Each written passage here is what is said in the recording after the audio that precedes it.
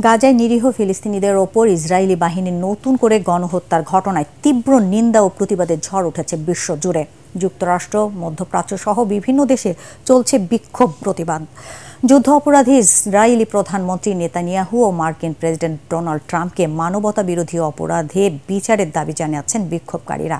অন্যদিকে গাজায় ইসরায়েলের বিমান হামলাকে কেবলমাত্র শুরু বলে সতর্ক করাচ্ছেন প্রধানমন্ত্রী নেতানিয়াহু। আরও জানাচ্ছেন শরীফুল ইসলাম।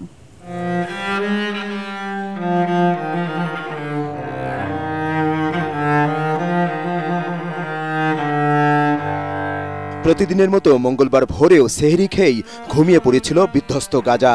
হঠাৎ বিকট শব্দ, বৃষ্টির মতো হামলে পড়ে কামানের গোলা, আকাশে ঝাঁকে ঝাঁকে যুদ্ধবিমান।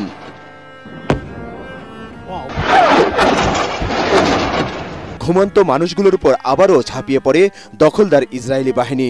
মুহূর্তে নরক হয়ে যায় শান্তির ঘুম। চারদিকে শুধু লাশ আর লাশ।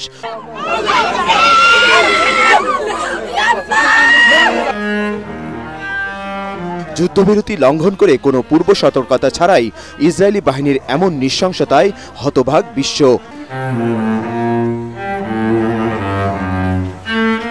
এ ঘটনায় আবারও দেশে দেশে শুরু হয়েছে বিক্ষোভ প্রতিবাদ। চিলির সান্তিয়াগোতে মার্কিন দূতাবাসের সামনে জড়ো হয়ে বিক্ষোভ করেন শত শত মানুষ। গাজার বেসামরিক নাগরিকদের উপর ইসরায়েলি বর্বরতার নিন্দা জানান তারা। নেতানিয়াহু একজন গণহত্যাকারী। ট্রাম্পের সমর্থন নিয়ে নতুন করে সে গাজায় বর্বরতা চালাচ্ছে। আমাদের হাজার হাজার শিশুকে হত্যা করছে ইহুদিরা। এটা আর মেনে নেওয়া যায় না। ভিশনের ফুলঝুরি মেগা অফারে ফ্রিজ কিনলেই পাচ্ছেন 16 পিসের আকর্ষণীয় গিফট বক্স একদম ফ্রি। নেতানিয়াহু ও ট্রাম্প যেভাবে ফিলিস্তিনে নারী ও শিশুদের হত্যা করছে, এটি একটি সম্পূর্ণ গণহত্যা। আমাদের ধৈর্যের বাঁধ ভেঙে যাচ্ছে। যুক্তরাষ্ট্রের বিভিন্ন রাজ্যেও গাজায় ইসরায়েলি হামলার প্রতিবাদে চলছে বিক্ষোভ। রাতের আধারে ফিলিস্তিনি জনগণের উপর ন্যাক্কারজনক হামলাকে চরম অন্যায় বলে মন্তব্য করেন বিক্ষোভকারীরা। আমি একজন ইহুদি হলেও গাজার নিরীহ মানুষের উপরেই হামলা মেনে নিতে পারি না। ইসরায়েল সরকার যা করছে তার পক্ষে আমি নই, আমি শান্তির পক্ষে। মঙ্গলবার তারাবির নামাজের পর জর্ডানের রাজধানী আম্মানের রাস্তায় নেমে আসে শত শত মানুষ। মার্কিন প্রশাসনের সমর্থনে ইসরায়েলের নতুন আগ্রাসনের তীব্র নিন্দা জানান তারা। নেতানিয়াহুকে যুদ্ধাপরাধী উল্লেখ করে তার ফাঁসি দাবি করেন আন্দোলনকারীরা।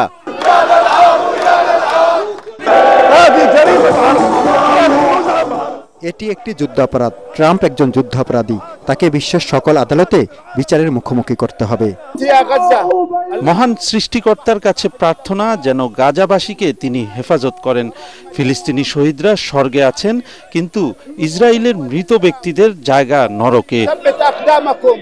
এমন পরিস্থিতির মধ্যেই গাজায় অভিযান জোরদারের হুমকি দিয়ে বেসামরিক ফিলিস্তিনিদের হামাস যোদ্ধাদের এড়িয়ে নিরাপদে থাকার সতর্ক করেছেন ইসরায়েলি প্রধানমন্ত্রী।